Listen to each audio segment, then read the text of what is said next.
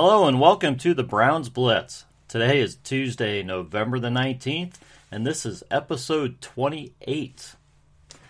I am Rod Bloom, and I will be your host today, and I am very excited to be joined by two people that I have known for quite a while, two fine writers, Shelley Harcar, who is a writer for The Grueling Truth, and Nick Pedone, who writes for BIGPLAY, Dawgpound Daily, and is also involved in some other things. So, very excited to have both of these writers on, and we're going to kick things off.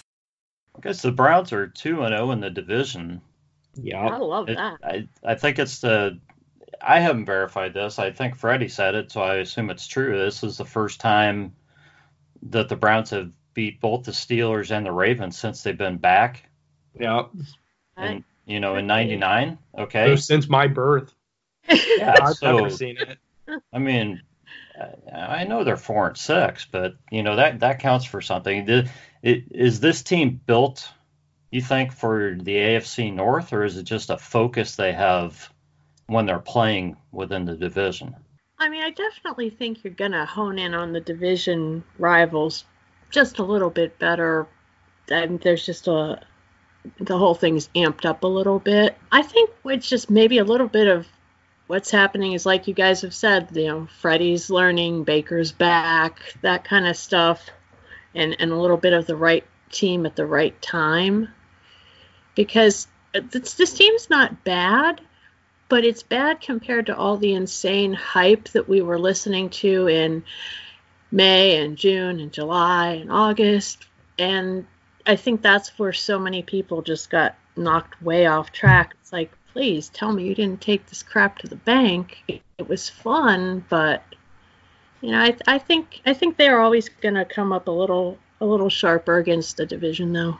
Rod, had you have asked me this time last week, I would have given you a completely different answer, because the Buffalo win was so scrappy. That was one of the ugliest football wins that I've ever seen in my life. It seemed like the Browns were actively trying to lose that game, and they just won on accident. It was one of the most frustrating 4 quarters of football that I've ever watched. And then this week, it seems like we did a lot of the same things in terms of running the ball, in terms of playing more, man on defense instead of get into that frustrating prevent where the Bills were just right. marching down the field at times. It seemed like the Browns did a lot of things as well, and they played with such an edge against Pittsburgh. Mm-hmm. We'll get into the fight, and like you said, the media in general has just beaten the fight to the pulp already. But before the fight happened, there was a different aggressiveness and there was a different tone out of the Cleveland Browns that I hadn't seen yet this year. Whether it be Juju Smith-Schuster or Deontay Thompson or, any of the Steelers receivers that were getting the ball, our secondary was swarming them. Same with when James Conner would run or when Jalen Samuels would get the ball out of the backfield. The defensive line was just swallowing them up. They played with such an urgency, such a tenacity. And even the Steelers players were saying it came out today, a report from Aditi, who covers the Steelers in Pittsburgh for, I believe, ESPN, said that even one of the linemen texted her after the game, they came out and they bullied us. Guys, I'll be honest with you. I don't think ever, since all my years of watching the Browns, I don't think I've ever seen the Browns be the bullies. And I'm cool with them being the bullies as long as they're disciplined about it. And up until the Myles Garrett incident, I thought they were disciplined. That Demarius Randall hit was ugly. And, he definitely led with the helmet. It deserved an ejection. But that's just a football play. And as long as they're, playing tough and playing physical in terms of football plays on a football field, I'm not going to be against the Cleveland Browns being bullies. And to answer your question, Rod, I think that game showed me that they are built for the AFC North, because who else was a bully for all those years? The Baltimore Ravens. Mm-hmm. I still get a little freaked out when I see the purple and black uniforms, and their defense isn't what it used to be, and now they're more flashy and gaudy than they used to be with the way that they run the ball with Lamar and they run the ball with Ingram. Sometimes they even put RG3 back there in that Heisman set. So I definitely think, to answer your question, that this team is built for the AFC North, and I don't know if I would have answered that question the same way 1 week ago. Well, let's get to the fight then. Let's just get this out of the way, guys. I just want to hear Yeah. Let's hear your takes just briefly on either what you saw happen, or I think we kind of all feel like I think most of Cleveland is unified on what we feel like happened. So what's your take on either what was in Myles' head, or or who's responsible, or how you feel about this? I'm going to let Shelley lead off here again. Okay. Wow. I just remember seeing the play unfold, and like you said, I'm Myles Garrett's biggest fan. Hope you're listening, Myles. But my gut reaction was, get your hands off my man. You could just see, Pounce, he's kicking him, and Rudolph is charging him, and obviously, no, you shouldn't have swung the helmet. You shouldn't have hit him in the head. Obviously, that's wrong. I can't say that enough. But when I listened to Rudolph's press conference, that I can't even use the words I'm thinking of what I'd like to call him, but for want of a better term, that punk was saying, oh, yeah, I went after him. I was mad. Oh, you were mad. Sunshine, we all get mad. Sit down and shut up, because DeCastro had that well in hand. He had a hold of Myles. He's pulling Myles back. There's plenty of real estate between Rudolph and Garrett, no matter who's holding whose helmet. And Rudolph chose to reinitiate that battle, which, I don't know how dumb you'd have to be to run after Myles Garrett without a helmet, but we see, nothing smart happen. And I think that's what, really solidified it all to me, is that, yes, Myles was wrong. Yes, completely out of character from what everybody says about the guy. But at the end of the day, Rudolph, sit your ass down and be quiet. It was done. DeCastro had Garrett.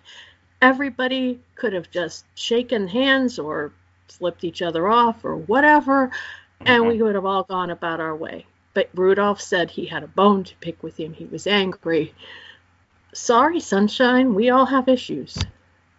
That's just, it still makes me really angry. I've calmed down a lot, but yeah, I understand. I sleep at night now, so that's a good thing. Well, that's a good start. Yeah, for sure. Right when it happened, I was so blown away for all the reasons that Shelley just touched on. Like the fact that it was Myles Garrett, and he's such a well-mannered guy, and like Mason Rudolph, I didn't think him to be out, like I didn't picture him to be this pest that he's kind of turned into, especially with all this fight drama. Yeah. Everyone said, right when it happened, the morning after, which, by the way, it wasn't the biggest story in Cleveland. It wasn't the biggest story nationally in sports. It was the biggest story, period. They used it on Saturday Night Live. Like, it beat out the Trump impeachment stuff. Like, this was the biggest story. And that's kind of what I feared when I saw it. And surely enough, that fear came to fruition. But the fact of the matter is, everyone was saying, I've never seen anything like this in all my years watching football. Adults are saying it. I've never seen anyone swing a helmet. Well, you know what, guys? You know what I've never seen? I've never seen a quarterback get sacked or get knocked down and then try to rip the defensive lineman's helmet off. No, never seen that either. You can't put all the blame on, you can't put the blame on Mason Rudolph. You can't. They both earn their own respective piece of the blame. But it boils down to the thing in the school, like in the schoolyard, that your parents, your teachers used to tell you. My parents definitely told me that it's not the kid that starts it, it's the kid that finishes it. Or it's not the kid that tells the joke, it's the kid that laughs. In sports all the time, there's fights and there's nitpicking, but it's always the guy that retaliates that gets the worst of it. Think of Draymond Green and all those finals that the Cavs played in, and all the feathers that he ruffled, but it was always Dante Jones on the bench that would get teed up, or always Kendrick Perkins on the bench that would be getting thrown out of those games. It was never their fault. That was always premeditated. From someone else. They were always instigated. But it's the same thing that happened with Mason Rudolph, and Myles lost his head, and like like you said, Shelley, it's a one-time incident. This is a standalone type of thing. This isn't who Myles Garrett. I'm not gonna, pretend like I'm the guy's best friend, but I've definitely seen him in both social settings and in practice settings, and this just isn't who he is. Like, he's the locker room guy. The teammates love him, and now they're probably gonna have to be without him. Yeah. So I think we kind of feel like the Browns are. I kind of feel like this is typical. The Browns kind of get the short end of the stick on a lot of these things, always. And then Mike Tomlin, and we've already heard this, Rudolph, what he's done. Mike Tomlin comes out and says, "I don't know that we did anything to make this happen." What the heck is he talking about? Did he not watch? Was Apparently he not there? He was not looking. Did he not watch the film? I mean, what? I guess he's trying to defend his guys, but it's crazy to not take any responsibility whatsoever when you're the coach. It reminds me a lot of like the Marlon Humphrey choking Odell Beckham thing in the Ravens game. Remember when that was our biggest concern? It's like these guys don't think that like there's cameras, guys. It's 2019. Like, not only are there are a dozen of cameras that the broadcasts use, every person in the stands has a camera in their pocket, or more times than not in their hand. We've seen this 100 times in slow motion. We know exactly what happened. Yeah, and for him to say that, like you said, he was stepping up to the bat for his guy or whatever. But I stand up for Mike Tomlin, because I think he's a better coach than a lot of people make him out to be, and they probably don't have 5 wins if they have just any Joe Schmo coach, because that is not a very talented football team. Yeah, no, at least on the offensive side of the ball. But for him to say that, and he says some other questionable things too, it's a time like that, where Bill Belichick is just the oldest and the wisest, because he just will give a brush over, like, look, what happened. I'm on to whoever the Steelers are playing next week. I'm on to next week. We're over that. We're past that. We're standing with Mason, and we're past it. But no, he has to make the headlines about him, because that's who Mike Tomlin is. Freddie Kitchens does the same damn thing. Yeah. Does Freddie have any responsibility from a discipline standpoint for having this happen? Oh, Shelley, you could start. You're not the first person who's asked me this. And I'm still going, if it were a different player, I think I would be more likely to say, well, Freddie should be coaching more discipline and da-da-da. But, I mean, we've seen the penalties situation improve. Obviously, something is being done correctly in the realm of, hey, we're not false starting, hey, we're not offside every time we look at the ball. But because of the character that you see in Garrett, I don't know what Freddie could have actually done with that specific situation, because I don't see. We're not talking a hot-headed rookie. We're not talking a guy with, history of domestic violence or any of the other things that you see in a lot of players.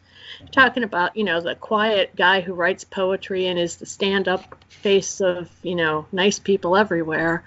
Right. So I don't really know that a lot of this has to go on Freddie's plate.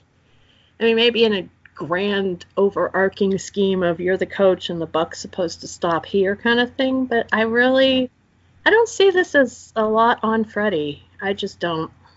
I see how the argument makes sense, because for Freddie, this has been kind of a troubling year. Like, not only is the team 4-6 and underachieving, but there's been so many, like we said, there's been so many headlines that have not been positive.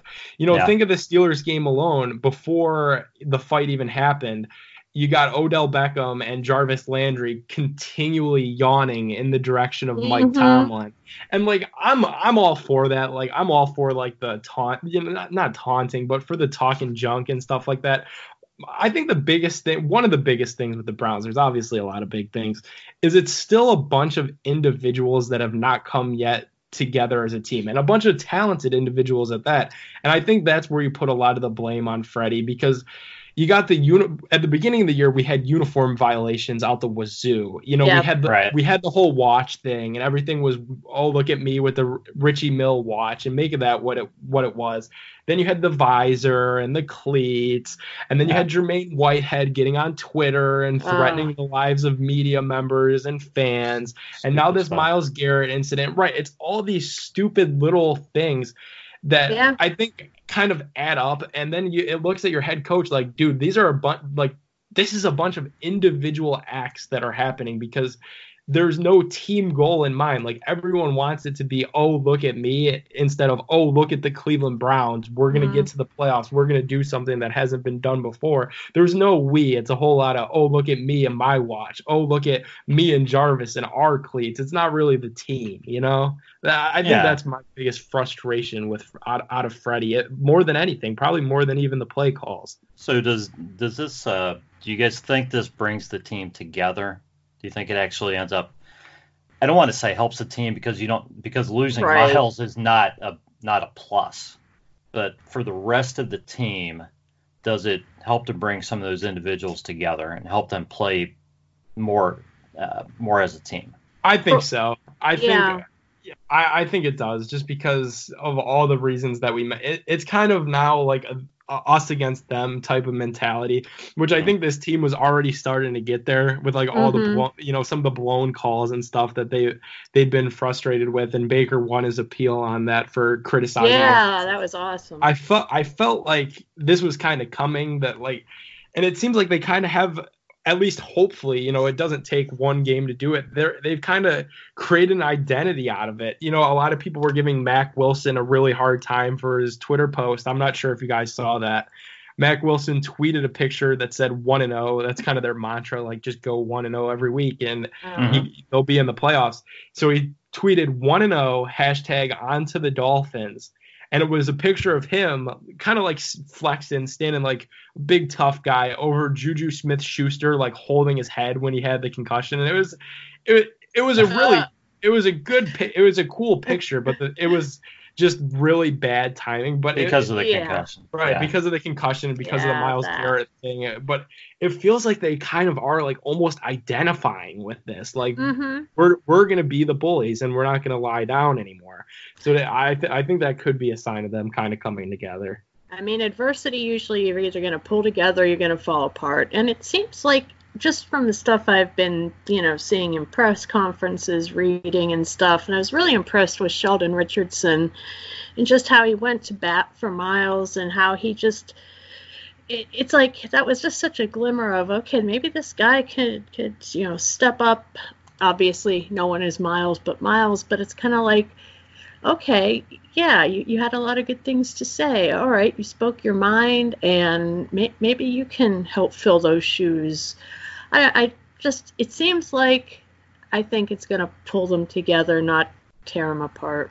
Yeah, I think you have to be optimistic about the defensive line. I mean, I know we're talking about losing Myles, but for how that defensive line played against the Steelers offensive line and how good that offensive line is. And that wasn't all just Myles Garrett. And Olivier Vernon was not playing in that game. So I think we can be optimistic that hopefully the defensive line can at least hold its own going forward.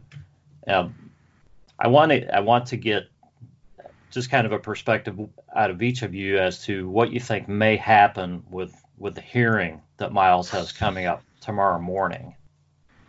Do you expect any change in the suspension? I don't know. I think I kind of expect something to happen. I don't know what it's going to be. So what are you both expecting? Well, I feel optimistic about it just because it's happening and it's a hearing and he's going in person. So when I heard that, I was kind of relieved, because like I know he's well spoken and he's not going to say anything that he's going to regret in there. But at the same time, the whole hearing to me, especially because this just happened Thursday, so it's happening 6 days after the incident, I feel like this has a mirror to me. It's very similar to what happened on Saturday with the Colin Kaepernick thing. I gotta say, guys, I think him going in there, he's going in and the decision is already made. Like anything that he says to Goodell or, the meeting is with, somebody from the league office is just going to go in one ear and out the other. This is more of like a PR move. It's a move to save for the NFL to save a face, to save their own face, by saying, we're letting him come in and state his case. The fact of the matter is, guys, like they say, innocent until proven guilty. That's not the case here. Myles was already he was already proven guilty when they suspended him indefinitely, and they said at minimum the end of the season. I think best case situation, and this is super best case, he walks out of tomorrow with a 4-game suspension, but I just don't see it. I think it's going to be the rest of the year, and they'll tell him kind of see you in 2020, my friend. Yeah. Unfortunately, I gotta agree with every single word. I wish that wasn't the case. But yeah, I don't see, it's almost like, well, we have to have this hearing because somebody says he has to have a chance to appeal. But like you said, his mind's made up. It's decided. Yeah. I don't know. I think a little bit of that is me with the Cleveland chip on my shoulder, just expecting crap from everybody else because that's what I've seen my entire life. But yeah, if we could get out of this with 4, even if he is out for the rest of this season, if we can just not look at next season as something where we're going to have a bunch of consequences, I would consider that to be almost like a victory. Yeah, I think I'm with you there, Shelley. So if this were not Myles Garrett, a player on another team, well, where do you think that player would be? Now, just pick a random team, any team, and then pick the Patriots. Okay? How much different would it be for a random team or a New England Patriot if this happened? Oh, that's tough. I think a regular it makes it so much better because like the ESPN, right? They do like their 25 best players under 25. Myles Garrett, I think, was the best player on there that wasn't a quarterback. So like with that, like you can't get rid of him. But I think if it was any like ordinary defensive end, like say the Cardinals, the Arizona Cardinals, they're a good team. They're not crazy. They might make the playoffs. I think if this happens to them, the team might just step in and kind of like just release them. If it was, you're probably right. If it was any normal player, they'd probably get released. But because Myles is like a generational talent, we hope, for many more years to come here in Cleveland. He's already been a Pro Bowler in his young career. I think it makes it kind of harder. But I think if it was another, say Khalil Mack did this, I think he'd be facing the same penalties just because there's such emphasis now on protecting the quarterback, on protecting the head in general, and Myles Garrett violated the everything. NFL. Yeah, the NFL's 2 holiest things in the quarterback and the head, and that's why we're in this predicament that we're in right now. Are you guys concerned with the Miami Dolphins? How do you feel going into that game? I think it's all on which Fitzpatrick comes to play. Because when he's doing pretty good, he's doing pretty good. I mean, since he got the starting position back, he's had 6 touchdowns thrown for over, I think, 900 and something yards. So if that Fitzpatrick comes, I think we're going to have to blitz the crap out of him until we can see what our 4-man rush may or may not do. If the crappy Fitzpatrick comes, I'm not too worried because their ground game is sad, and the only guy not very good. Well, and then it's like they've got injuries, and then that they just cut Walton, who was under suspension anyway. But yeah, there's not a lot. I was looking over their roster and their depth chart a little while ago, and it's like there was just, Devontae Parker, he's probably, if they bring a good Fitzpatrick and he can connect with Parker, then I think they have a greater chance of rattling us. But I don't see a lot there. Yeah. Here's your sad of the week. Your sad stat of the week out of me. Ryan Fitzpatrick is 5-1 all time against the Cleveland Browns. 5 wins, only 1 loss. Oh, But I think most quarterbacks probably have a similar record. It's probably most of them are over 500. Yeah, that makes sense. But 5-1, you definitely don't like to hear that. I think it's more on the Browns, what the Browns come out of the locker room and they're like versus whatever the Dolphins try to do. Because if the Browns come out and they play like they did against the Ravens and the Steelers, they could beat anyone, including the Patriots. Yeah, I agree with you. But if they come out and they play against Tennessee, because they're excited and they think that it's the Dolphins and we're going to roll over them, then it's going to suck. I think this is a huge opportunity for it sounds dumb to say it because like it's literally the Miami Dolphins. They're trying to lose. Yeah. I think this could be a huge opportunity for the Browns' morale to kind of get the offense in rhythm. Finally get Odell in the end zone a couple times. Keep Baker's touchdown to interception streak rolling. And I think we could be in for a really good day and something that the Browns could really build off of. However, on the other hand, if they lose this one and they come out and they look undisciplined and Baker's turning the ball over and Freddie is, looking clueless, this could be the game where the wheels fall off. Mm-hmm. Yeah. Well, Miami's surprised more than one team already. So, right. So there's 2 accidental wins. Yeah, they better not take them too lightly. That. Well, guys, I want to thank you both for coming on and sharing your thoughts. Shelley Harcar from the Grueling Truth. Shelley, why don't you give your Twitter account so everybody can give you a follow? Oh, sure. It's SHELLEY, Shelley 0514. All right, and Nick Pedone from BIGPLAY, Dawgpound Daily, ESPN, and countless other places. Nick, thanks for your time tonight. And why don't you give out your Twitter handle as well, please? Yeah, for sure. You can follow me on Twitter at NickPedone12. Nice and easy. Yeah. All right, it's been great talking to you guys. You too. This was for sure. A lot of fun, guys. A lot of fun, yeah. How we doing tonight, Big Dog? Well, we're doing pretty good. I don't know, man. I feel like I got hit in the head with a helmet. I know what you mean. Goodness gracious. These games are so hard to pick. I have never seen a Sunday like last Sunday. I think you had almost 20 teams that scored under 20 points. You had double-digit dogs beating teams straight out. There's just so much parity. I heard Nathan Zagura on Cleveland Browns Daily make the comment today that I think there's maybe 4 really good teams, probably 25 teams that are parallel to each other, and then you got 3 or 4 really bad teams that everybody's going to beat.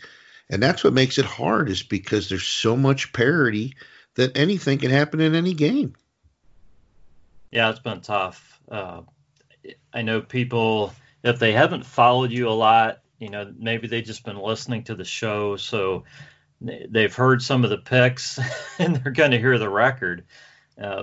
Right. But they need to understand that just how tough this period of picking games has been. So we were talking, before we started recording about, how you said how this weekend was so good for Vegas.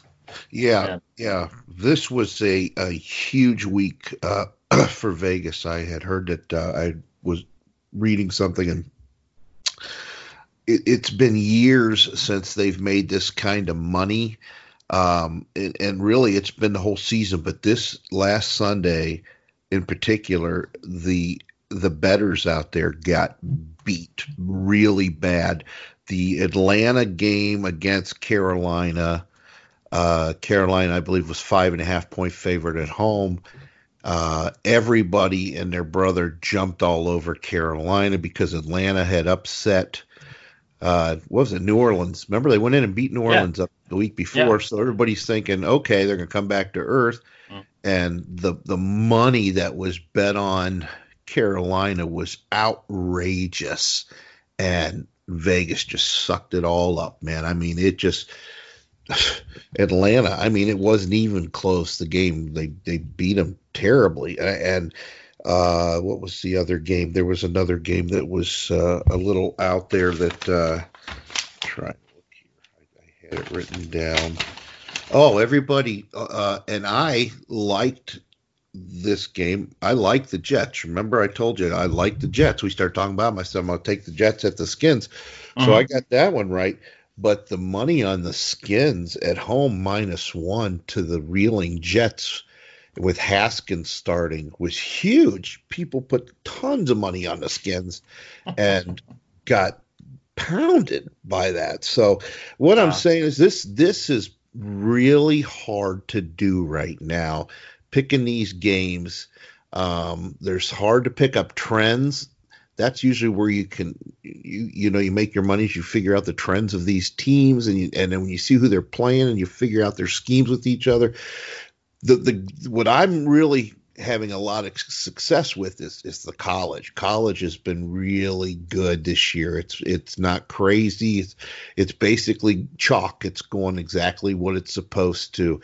You got Ohio State, I believe, is -18 to Penn State this week. Another top 10 team coming into the shoe, -18, and Ohio State's probably going to beat them by 30, if not more.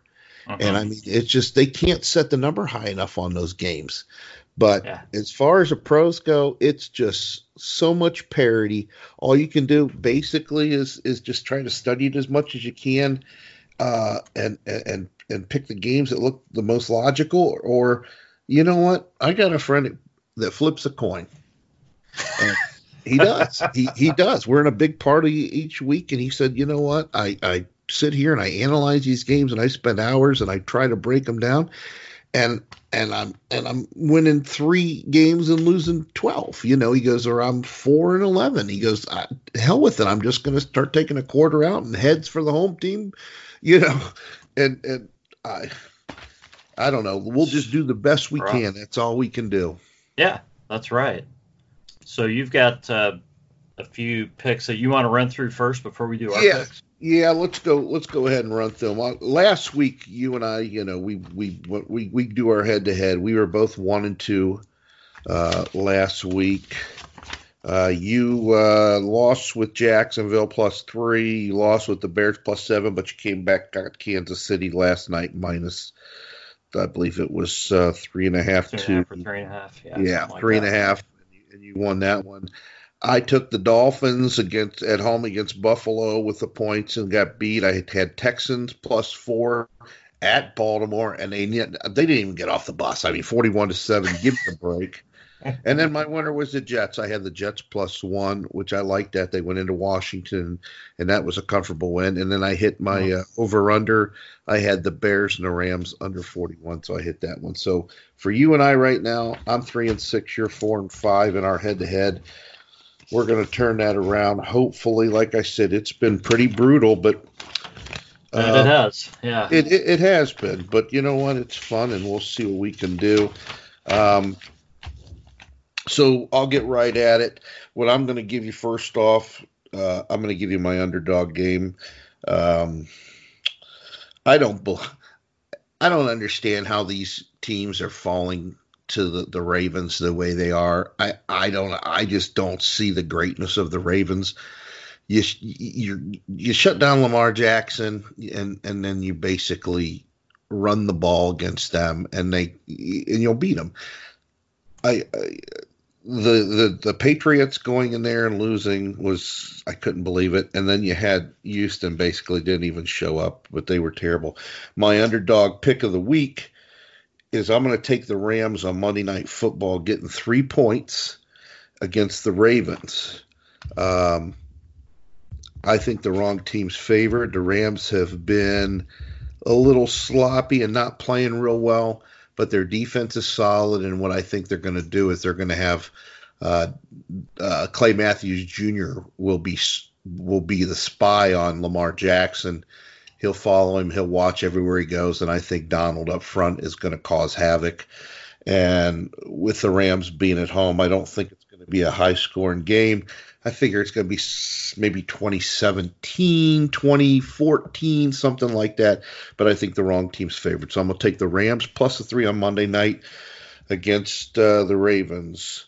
My over-under game of the week is going to be the Jets and the Raiders. You got the Raiders are going into New York to play the Jets. It's at 46.5. I don't see a lot of scoring there. What I think is going to happen, Jets have a really good defense. Raiders have a decent defense. I think it's going to be a back-and-forth game. And I think one team's going to do the scoring and the other team's basically not going to, they're not going to stay in the game very long. And I actually like the Jets at home in that game, but my over-under on that's 46.5. I'm going to take the Raiders-Jets game under 46.5. Okay, so we've got that down. Now let's do our 3-team teaser. My 3-team teaser this week on the six spread is I'm going to take the Bengals at home against the Steelers, and I'm going to take the Bengals. They're 6.5, and I'm going to get them with another 6. So I'm going to have the Bengals plus 12 against the Steelers. I'm also going to take the Buccaneers plus 10, and they're at Atlanta. So I'm going to take the Buccaneers. I think that's going to be a pretty high-scoring game. I'll take Buccaneers plus 10.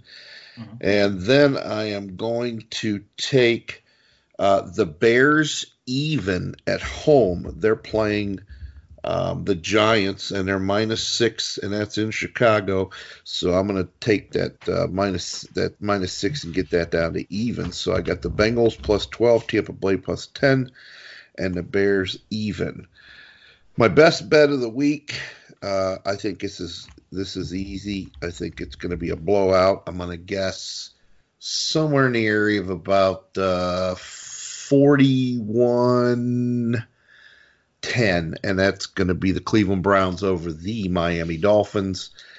Cleveland is going to be just ready to roll after what happened Thursday night. The defense is going to be committed to playing this game for Myles Garrett. They're going to be all over Fitzpatrick. He may get lucky and get a bomb off and get a score, but I think the Browns offense showed that they are starting to gel against a very good Pittsburgh defense where we actually could have scored more points. But I really think that Miami is coming into Cleveland the wrong time. The Browns are not a happy football team right now. And I believe Freddie has got these guys into this theory of let's just go 1-0 each week. They've put together wins against, Buffalo, who has an excellent defense. They just beat another excellent defense in Pittsburgh. Dolphins don't have an excellent defense, and their running game is, I think they're down to their second or third string running back now, and the guy is averaging, I think it's 1.3 yards per carry. It's gonna be, it's not good. Yeah. No, it's not good, and Cleveland should come out and absolutely devastate Miami. We're by the middle of the second quarter, we're going to know the outcome of the game. But that's my best bet. I think the Browns are going to roll, and I got a -10.5. My underdog pick of the week is the Rams plus 3 on Monday night against Baltimore. My over-under is the Jets-Raiders game, and that's going to go under 46.5. And my 3-team teaser using 6 points is the Bengals plus 12 at home against the Steelers, Tampa Bay plus 10, and the Bears are even. Hopefully I can get those to do good things for me, and hopefully if you're going to play any of those, that they'll do their I'll do the best for you too. And now I guess we come to that part where it's me against Rod, and see what Rod can do here with his picking this week. Yeah, well, I don't want to pick games that were necessarily going to be games that you're going to pick or already picked. So let me go another direction here. Oh, you're more than welcome. I don't care if you pick a game that I've picked. You don't care if I pick your best bet? I don't care if you take the Browns. No, absolutely not. Okay. I'm gonna take the Browns then. I'm gonna take the Browns and give up the 10.5. Sure. Because I think they're gonna spank the Dolphins. Yeah, I do too. Yeah, that's a good pick. That don't bother me if you take my pick. That makes me feel pretty good there.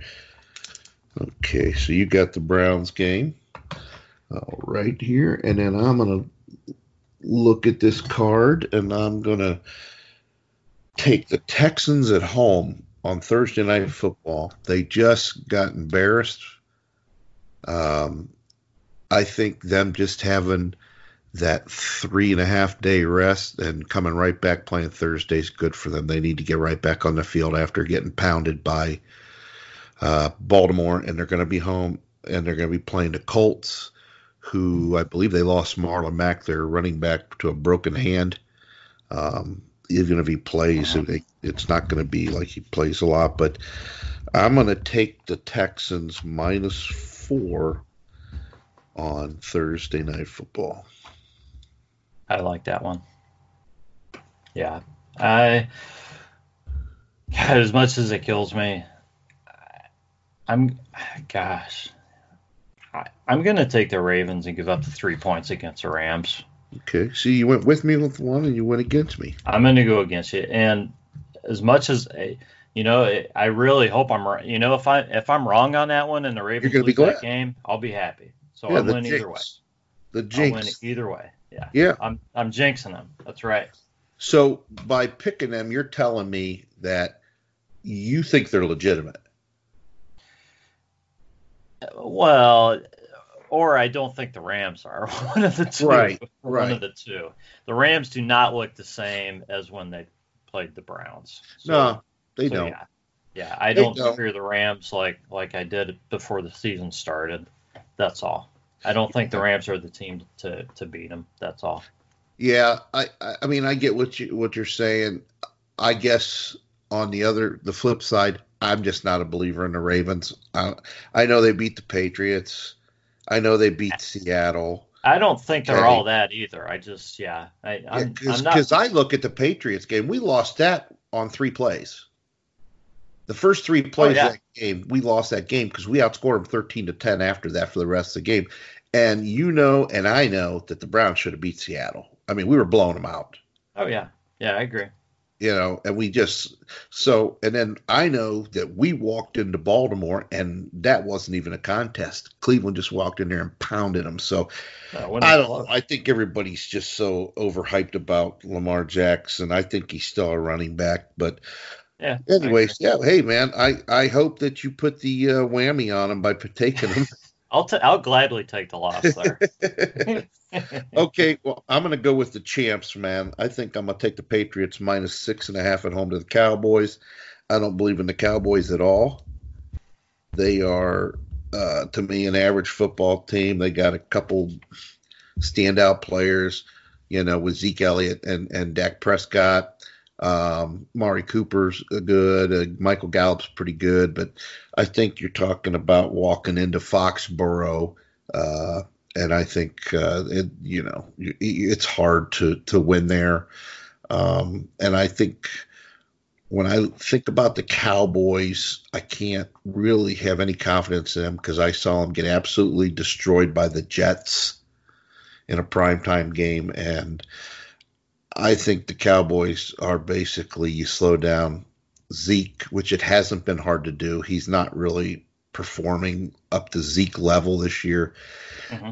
And then you got him. Once you stop the run with them and make Prescott have to beat you, I think that's what you're going. That's what they're going to. And I clearly will take Bill Belichick over Jason Garrett. Not that I'm a Patriots fan, but. In any way, shape, or form, I just think that they're so much better than the Cowboys. Well, I could see the Cowboys playing with them, but I could also see it being a game that gets out of hand. So that's why I kind of stayed away from that one. I'm going to go Broncos-Bills. So the Broncos are getting 4 points in that game? Yeah, in Buffalo, the Broncos are getting 4. I'm going to take the Broncos in that game. I think the Broncos match up well with the Bills. I think the Broncos are a team a lot like the Cleveland Browns that that run the ball and play tough defense. And I just think they have, and they've had some tough games lately. I think they've got a good shot at beating the Bills. And I know the records would say otherwise, but I'm going to take the Broncos with the 4 points. Okay. Well, I'm going to take. Well, a lot of people would look at this and go, "Are you out of your mind?" I'm like, no. I am taking the Bengals plus 6.5 at home against Steelers. The Bengals have not won a game this year. They are due. So, and Pittsburgh looks absolutely horrendous. They have injuries. I mean, first of all, Mason Rudolph's horrible. Okay. Yeah. He's horrible. Who's he going to throw the ball to this week? They're all hurt. Right. They're all hurt. They're in concussion protocol. And James Conner is out again with another shoulder injury. Right. So what are they going to do offensively against Cincinnati? Where, turn it around, you still got Joe Mixon and you still have Tyler Boyd on the other side and that young upstart quarterback that they've got playing. And they're playing at home, and it's a division game, and they may be, in a terrible place right now, but they are at home, and that place will be rocking because they're playing the Steelers. So I like the Bengals. I love the Bengals with the 6.5, but I think the Bengals can beat them. I mean, just because the Pittsburgh Steelers are just so banged up right now, I can see the Bengals getting their first win this week. Yeah, I mean, my first thought there was that the Steelers would be all fired up and come in and just beat the crap out of the Bengals. But I think you're right. I think there's a good chance the Steelers could be looking past the Bengals, looking toward next week against the Browns too. Sure. So they can go in and get their butts kicked this week too. They can go in and get spanked, man. Yeah, I mean the Bengals. I watched them play this week because I had a guy on the Raiders playing on my fantasy team. Right. So they gave the Raiders all the Raiders wanted. Right. So so I like that pick, and of course I would like to see the Bengals beat the Steelers. I would like to see the Rams beat the Ravens, and I want to see the Browns beat the Dolphins. So I'll be happy. Well, that's like I said, I'm just looking at Pittsburgh overall, and I'm going, they're so beat up. If the Bengals are going to get a win this year, and one that is like their Super Bowl, this is their Super Bowl, man. You've got the Pittsburgh Steelers walking into your house, and this is really a chance to, I don't know. Yeah, they're not going to be more maybe vulnerable. Give the fan base something to cheer about this year, by beating the Steelers. Yeah. I mean, look, when we were 0-16, I mean, we went into that last game of the season in Pittsburgh like, man, if we could just win this game. Right. If we could just win this game and make it all better. And who was the receiver that we just got rid of that was a complete bust? The one that had all the tennis shoes. Oh, yeah, I'm going to totally blank out on it right now. But you know who I'm talking about? Remember he dropped the ball that was for first down at the end of the game. It set us up to win the game, and he dropped it. And I said, you know what? How appropriate. How this year has gone. It was so appropriate that he dropped the ball right in his hands, and we lost that game. What you were saying, too, I didn't even think about it, but it is true. They're going to totally look by Cincinnati because all they're thinking about is next week revenge against the Browns, which they're not going to get revenge against us because we're going to walk in there totally healthy. I mean, we're not going to have Garrett, and we'll have Ogunjobi back. Hopefully Vernon maybe at that point. Vernon should be back. We lost our safety to the torn Achilles, Morgan Burnett, so he's out. But, what a difference with Kareem Hunt in there, how more flow that offense. And he's a heck of a receiver out of that backfield. He's such a weapon, man.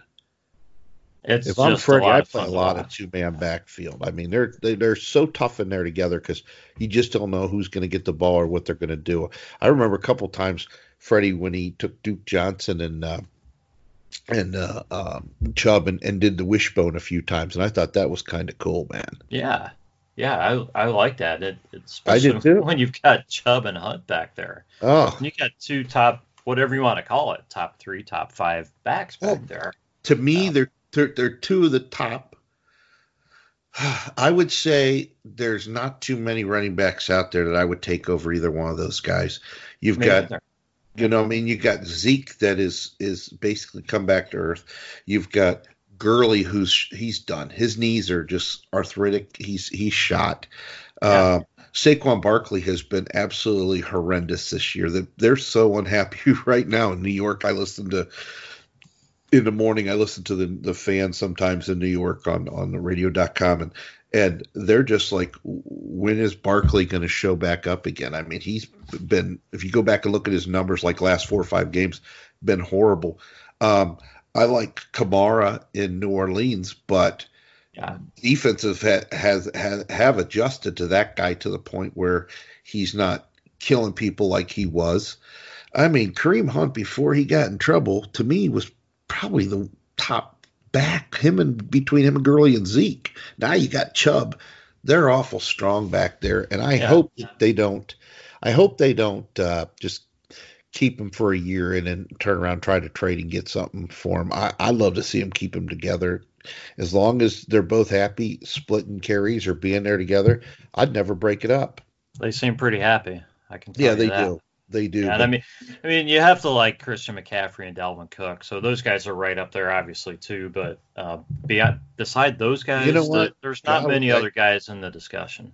You know what? You're right. McCaffrey is a stud. Only thing I worry about him is his size. How long is he going to be able to take the pounding? Dalvin Cook's having a great year. Yeah, I'm glad you brought those guys up. I guess I was so turned off by Carolina last week in their performance. I didn't think about McCaffrey. Yeah. Well, to me right now, if I redid my fantasy draft right now, to me McCaffrey's the best pick you can take in fantasy. That guy is just a machine. I had him last year, and I wanted to get him again this year. And that guy took him right in front of me, and I had Pat Mahomes, so I took Pat Mahomes with the next pick. But yeah, I mean, there's some really good backs, and we're very fortunate to have two of the top 4 or 5 backs in the league on our team, and I think we got 2 of the top 10 receivers in football. I think Jarvis Landry, people don't look at him as a top 10 guy, but there's not too many guys in the league that have hands like Jarvis Landry. I mean, I agree with you. He's so good. I'm really excited. Njoku could be back. And that really helps because it opens up the middle of the field. And one of my things I kept thinking going into this year was, man, Njoku could have a great year because they're going to be doubling up on Odell, and they're going to be all over Jarvis, and man, this guy's going to be down the middle of the slot and doing his thing. And unfortunately, he got hung out to dry when Baker threw it a little high against the Jets and got his ankle broke. But it is what it is. I can still see the Browns running the table here at the end. I've been saying I think they can run the table. They have a shot, yeah. Yeah, I'm not worried about Baltimore coming into Cleveland. We've already beat them. The only game I'm really, really worried about is that darn game at Arizona. Yeah, that's going to be a challenging game. Because I just think that game looked like an easy game before the season. Yeah, right. That's a case of the schedule changing on you. Right. It's not that I think they're better than us, because they're clearly not. I just think they could cause a problem, especially with Myles Garrett out. Trying to contain Murray. But you know what, though? Like I said, I think Cleveland's offense is really getting ready to click, and I think they're going to start honestly, I think they're going to start averaging around over 30 points a game here at the end of the year, because these defenses they're getting ready to go against, they should be able to really put it on them, and I think it starts big time Sunday. Yeah, I don't see any reason why it shouldn't. So you want to summarize our picks real quick, and then we're going to get on out of here. Yeah, let's get out of here with people. Okay, so your pick, Rod's pick this week is he's got the Browns -10.5. He's got the Ravens -3, and he's got Denver +4. I'm going to take the Texans with a big bounce back on Thursday night home against Colts -4. I'm going to take the Patriots -6.5 against the Cowboys. And I'm going to take those Bengals +6.5 against Pittsburgh. My best bet was Cleveland -10.5. My underdog was the Rams +3 on Monday night against the Ravens. My over-under was the Jets and the Raiders under 46.5. And the one that I really love is my 3-team teaser with a 6-point spread is the Bengals +12, Tampa Bay +10, and the Bears even. Hopefully, we're talking about big wins this week.